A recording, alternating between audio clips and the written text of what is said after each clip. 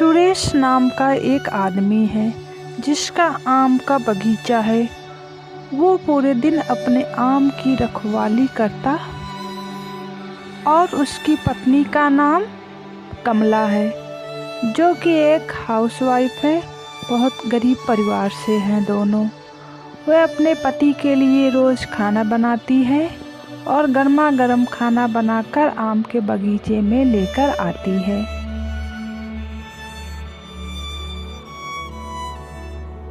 आज कमला बहुत लेट कर दी, अभी तक आई नहीं।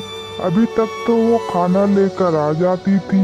आज भूख भी बहुत तेज लगी है और कमला है कि आ ही नहीं रही है। तभी सुरेश के आम के पेड़ पर एक चिड़िया बैठ जाती है और वो चिड़िया को हाँकने लगता है। ये चिड़िया हुर हुर हुर, भाग जा यहाँ से, भाग जा मेरे पेड़ के ऊपर से, भाग जा। सारे आम तुम लोग खा जाती हो, भाग भाग, हुर हुर हुर हुर। देखो तो कितनी ढीठ है, उड़ भी नहीं रही है। ये आदमी कितना मक्खी चूस है। अगर मैं इसके एक आम खा भी लूंगी तो इसका क्या आम थोड़ी खत्म हो जाएगा, कंजूस कहीं का। तभी उसकी पत्नी कमला खाना लेकर आ जाती है। अरे सुरेश जी, अगर चिड़िया आपका एक आम खा भी लेगी तो उससे आपका क्या हो जाएगा? उसके एक आम खाने से आपका आम थोड़ी न कम हो जाएगा, उसकी बेचारी की भी पेट भर जाएगी। सुरेश कमला से गुस्सा होकर बैठ जाता है। तभी उसके बगीचे में एक सेठ आता है। अरे साहब, आप यहाँ क्यों आने का कष्ट किए? आपको जो भी काम था हमें बुला लेते। सुरेश, मैंने सुना है तुम्हारे बगीचे के आम बहुत स्वादिष्ट होते हैं, वही आम लेने आया हूँ। तभी सेठ का नज़र उसकी पत्नी कमला पर जाता है। अरे सुरेश, तेरी बीवी तो बहुत ही सुंदर है। कहाँ छुपा कर रखा था इसे मेरी नज़रों से? ये तो कितनी सुंदर है, इसे तो मन कर रहा है देखता ही रहूं। बहुत ही सुंदर है तुम्हारी बीवी। सुरेश गुस्से में, सेठ आप ये क्या बोल रहे हो? आज तो बोल दिया, आइंदा बोलने की कोशिश भी मत कीजिएगा। मेरी बीवी की तरफ आंख उठा कभी मत देखिएगा, नहीं तो आपकी आंखें फोड़ दूंगा मैं। आपका लिहाज कर रहा हूँ, नहीं तो इसी टाइम मारता पटक कर। सुरेश के पलट के जवाब देने पर सेठ बहुत गुस्से में था। उस सुरेश को तो मैं सबक सिखा कर ही रहूँगा। उसकी हिम्मत कैसे हुई मुझे पलट कर जवाब देने की? उसको तो मैं सबक सिखा कर ही रहूँगा। अगले सुबह रमेश आम की टोकरी लेकर आम बाजार में बेचने निकल रहा था।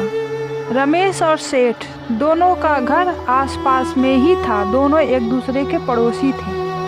कमला नल से पानी भर रही थी। तभी, अरे वाह कमला, क्या बात है, जरा मेरे तरफ भी देख लिया करो। एक बार देख लोगी तो कुछ हो नहीं जाएगा। मैं भी कुछ देखने लायक हुई हूँ, ऐसा नहीं कि मैं देखने लायक नहीं हूँ। कमला गुस्से में सेठ को उल्टा सीधा बोलने लगती है।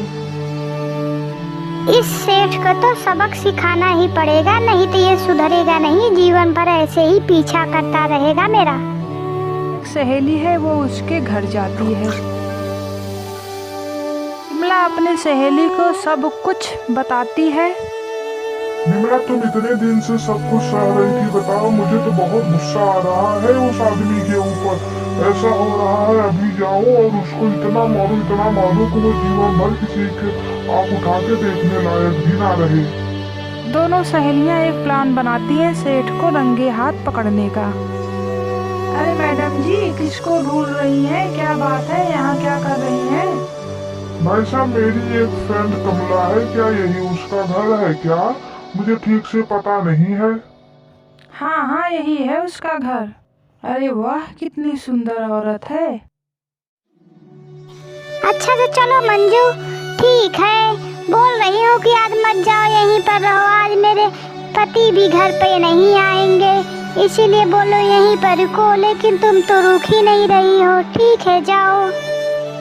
अरे नहीं कमला बहन, चलती हूँ, फिर और कभी आऊंगी, ठीक है। अच्छा हुआ मैंने उन दोनों को बात करते हुए सुन लिया था कि आज इसका पति घर पे नहीं आएगा, नहीं तो मुझे मालूम भी नहीं चलता। ये देखो कितने आराम से सो रही है, सोते हुए तो ये और भी खूबसूरत लगती है। वाह क्या सुंदरी है ये, एक बार इसको छू कर देखता हूँ। तभी फटाक से कमला उठ खड़ी हुई और उसकी सहेली भी अंदर छुपकर बैठी थी उसको रंगे हाथ पकड़ने के लिए। क्यों दुष्ट सेठ, तुम्हें क्या लगा कि ये सो गई है?